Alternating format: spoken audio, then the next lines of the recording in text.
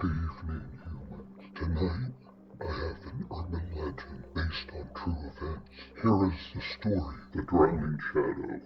I grew up in a lakeside town where every summer someone drowned. Not enough to make the news, not enough to get a documentary. Just enough that people called it bad luck. Just enough that every year there were new flowers laid along the dock, and a new set of parents that flinched when they heard running water. Town called it Kessler Bay, though that bay is really just a big cold lake carved out by a glacier and filled with secrets. Tourists come for the cabins, the fishing, the simple life. They don't see the other side of it, the dark stories that cling to the shoreline like algae. It had one legend that everybody knew. Nobody said it out loud in summer when the water was warm and the kids were brave, but it always came up in the fall when the mist sat heavy on the surface and the lake went slate gray and sullen. They called it the Drowning Shadow. When I was a kid, the rule was simple. You never go near the lake alone at dusk. You never stand at the edge when the sun is low. And if your shadow doesn't move the way your body does, you don't run, you don't scream, you step away slowly. That's how my father told it anyway. He said his father told him the same thing, a chain of men passing the same warning down, like a curse that had to be maintained. I never believed it. I thought it was just another scare tactic to keep us away from the water. You grow up in a place with a lot of drownings, adults get creative. The legends don't stick around for generations unless something feeds them. I found out that summer I turned 21. It was mid-August and the heat sat on the town like a drunk on your shoulders, heavy, sloppy, relentless. The lake was the only relief. My friends and I had ritual that year. Every night after work, after the gas station or the diner or the bait shop, we'd grab cheap beer and head down to the public dock. We'd sit with our legs dangling and talk about the lives we were definitely going to have somewhere else and pretend we weren't all slowly sinking into Kessler Bay the way everyone did. That night, it was me, my best friend Riley, and her little brother Jacob. He was 16, too young to drink, old enough to sneak one anyway. He'd just gotten his driver's license and thought that made him immortal. The sun was just starting to go down when we got there. The sky was one of those ridiculous summer sunsets. You know, the kind that makes you forget bad things ever happened. Pink and orange smeared out over the lake like someone had taken a brush to the horizon. The water, though, was dark. It always got dark before the sky did. We sat down in the cooler, kicked off our shoes, and claimed our spots on the edge of the dock. The boards were warm under our palms. The smell of gasoline and fish and wet wood wrapped around us like a blanket. Tell him, Riley said, nudging me with her knee. Tell Jacob the story. What story? Jacob said, already smirking. His hair was damp from swimming earlier. Little drops of water clung to his eyelashes in a way that made him look more like a kid than he'd ever admit. The Drowning Shadow, Riley said, you know, Dad's favorite bedtime story. Jacob rolled his eyes. Yeah, okay, the one where your reflection comes alive and tries to kill you, right? I've heard it. That's not it, I said. And it's not your reflection, it's your shadow. Same thing. Shook my head and took a sip of my beer. It tasted like metal and regret. No, that's the point. It's not the same thing. He leaned back on his hands. Fine, educate me. I told him what Dad had told me, that decades ago, maybe longer, depending on who you ask, people started seeing something strange on the lake. At first it was just a trick of light. They'd stand on the dock at dusk, see their shadows stretch long across the water, like always.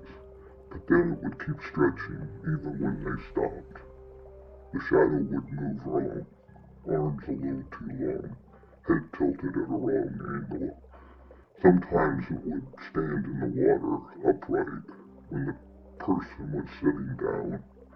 Someone said it was the lake itself watching you. Some said it was the spirits of the drowned, trying to crawl back into a living body. Some said it didn't matter what it was, only that you shouldn't look too long, because if you did, your shadow would start to drift away from your feet. And if your shadow ever fully detached, well, Jacob said, then what? Then you'd feel hands, I said, cold ones, on your ankles, on your wrists, pulling you down. Riley shivered, even though the evening was still hot. That's stupid, Jacob said, but his voice wasn't quite as confident as it had been. Shadows don't do anything. They're just absence of light. That's what they want you to think, I said. Mostly, we sat there for a while, letting the story sink into the creaking boards and dark water under them. The sun slid lower, the pinks and oranges bled into a deepening blue. The first stars winked on overhead like tiny indifferent eyes. That's when Jacob said, I don't see mine. He said it casually, like he was talking about misplacing a shoe. But both Riley and I jerked our heads towards him. What? She said. What do you mean? He pointed down at the water. Look, you guys have shadows. I don't. Sure enough, our silhouettes stretched out on the lake, elongated versions of ourselves, rippling with the gentle waves. Where Jacob sat, a solid real boy in a faded black t-shirt and cut-off shorts, there was only water. You're sitting at a weird angle, I said. Too quiet. I said too quickly. Stand up, he did. He stood right where the rest of us were. The dock groaned under our combined weight. My shadow shifted with me. So did Riley's. Jacob should have fallen right between ours. The water under his feet was empty. A tight little knot formed in my throat. Okay, I said. Move back a step. He did. Nothing. Forward. Nothing. You laughed, but it came out too high. Guess I'm a vampire, huh? Riley swallowed. Don't joke. It's probably just the way the light is hitting, I said. Look, the sun's almost gone. The angle's weird. Yeah, he said, totally. But all three of us kept staring down at the ripples where shadow should have been. The breeze picked up, carrying the smell of cold water and wet vegetation. Somewhere back in the trees, a crow shrieked its last word of the day. The world got darker in that slow, smear-fading way that makes everything feel slightly unreal. And Jacob said very quietly, I see something. His voice had changed. The joking was gone. Where? Riley whispered. Out there, he said, pointing towards the middle of the lake. Left of the buoy. Riley and I followed his finger. At first I saw nothing, just the small waves and the last dull smear of the sun reflected in broken lines. The orange buoy bobbed gently, its chain clinking under the surface. Then I saw it. At first it looked like a patch of dark water, a stain, but it held its shape instead of shifting with the waves. A long humanoid shape stretched out on the surface like someone laying flat just under the film of the lake. It was too far to make out details, but there was no mistaking the outline.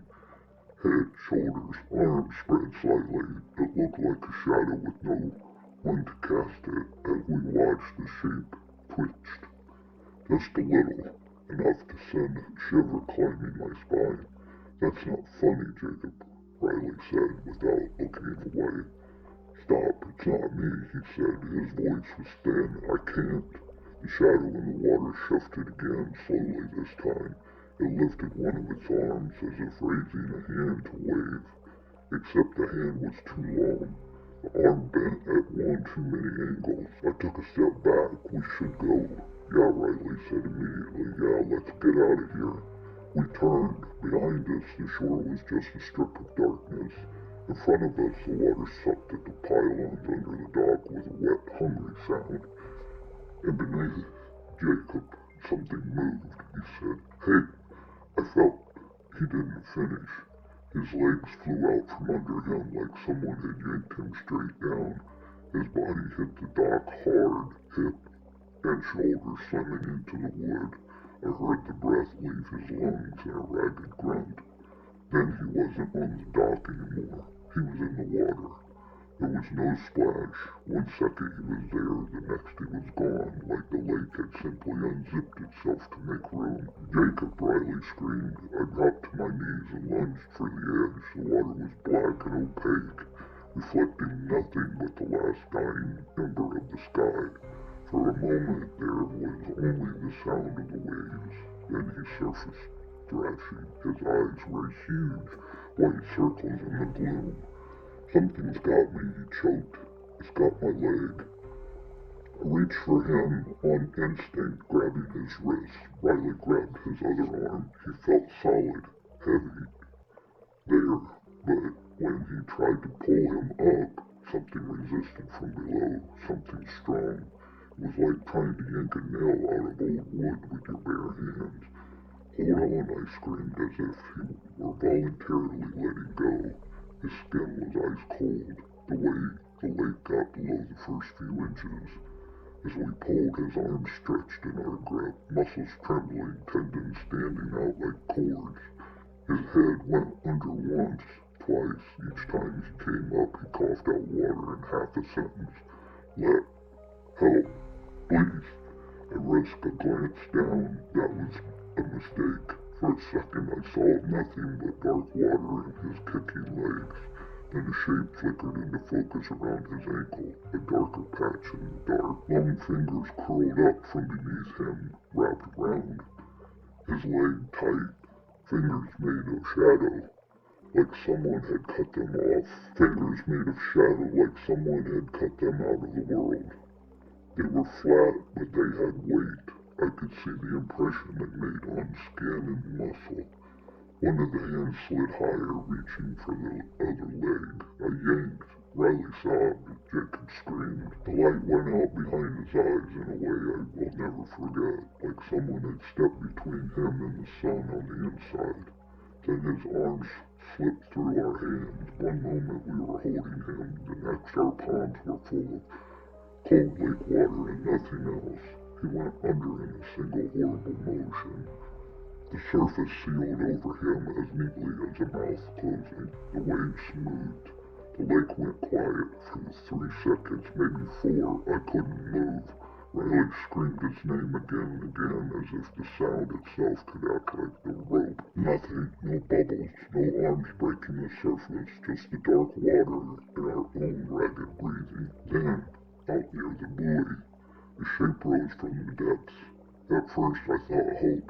It was him, but it was flat. Wrong. A long black silhouette, just like before, only closer. Lay there on the water the way a reflection does when the world is still. It looked exactly like Jacob. It raised one arm. For a heartbeat, I swear it waved. Then it slowly sank, like someone turning down a dimmer switch, vanishing into the lake inch by inch until there was nothing left but the faint memory of its outline in my brain. They found his body 3 days later, drifting up in the reeds on the far side of the lake. The eventual cause was drowning. No marks on his skin, no signs of foul play. It happens, the sheriff said, helpless and tired. The lakes take people. When I tried to tell them what I saw, the hands, the shadow, they looked at me with that tight, careful expression adults reserve for crazy people and grieving relatives. It was dark, they said. You were in shock. Trauma can make the mind do strange things.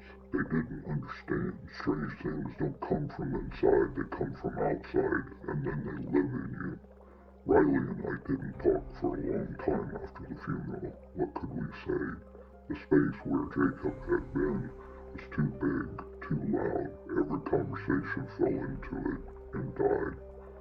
When we finally did talk, it was at the lake. Of course it was. Kessler Bay doesn't let you escape its gravity for long. It was late September. The air had turned sharp. The water was steel under our cloudy sky. Do you remember, she said, what you told us about the shadow? I nodded. I hadn't stopped remembering. You didn't have one, she said. Not on the water. I swallowed. Yeah, it was already out there. Her voice shook, waiting. We stood at the end of the dock, just like we had that night. The boards were cold now, rough against the soles of our feet. Why him? She whispered. Why not us? I didn't answer because I'd asked myself the same thing every night, and the only answer that I'd come up with made me feel sick. Maybe it was random, maybe the lake just chose, or maybe it picked the one who didn't believe, the one who laughed the loudest. The way a storm seems to aim for the highest tree. Riley took a step closer to the edge. Don't, I said, more sharply than I meant. I'm not going in, she said, She looked down. Her shadow fell across the water, shorter now because the light was different. Mine did too, beside hers, two dark shapes standing together, and between them a third, fainter one, as if someone were standing just behind us, a little off to the side. We both saw it at the same time. We froze. Neither of us turned around. Do you see that? She whispered. Yeah, I said. The third shadow was narrow, tall.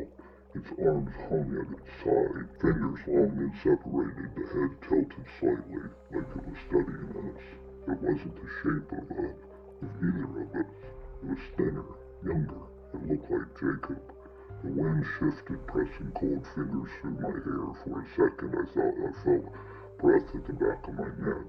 Step back, I said. We moved together, slow and careful, as if the boards might shatter under a sudden motion. Our shadows retreated with us, so did the third one. It stayed exactly the same distance away. I took another step, so did Riley. So did it. It was matching us.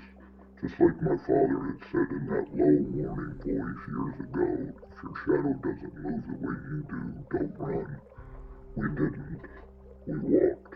We made it back to shore without turning around. Only when we were off the dock, standing on gravel and dirt, did we look behind us. No one. Just the dock stretching out over the water, and the place where the three shadows had been moments before, now empty. Riley started to cry, not loud, just a thin trail of tears down her cheeks, like the lake had moved inside her and was spilling out. I can't stay here, she said. Then don't, I said. She didn't. She moved away that winter, as far inland as she could, to a college surrounded by cornfields and highways instead of water. She sends me texts sometimes, and they mention how flat it is there, how dry. She says she still avoids puddles. I stayed. I don't know why. Maybe I wanted answers. Maybe I was afraid the shadow would follow me if I turned my back on it. At least here I know where it lives. Every summer someone drowns. The sheriff still says it's accidents.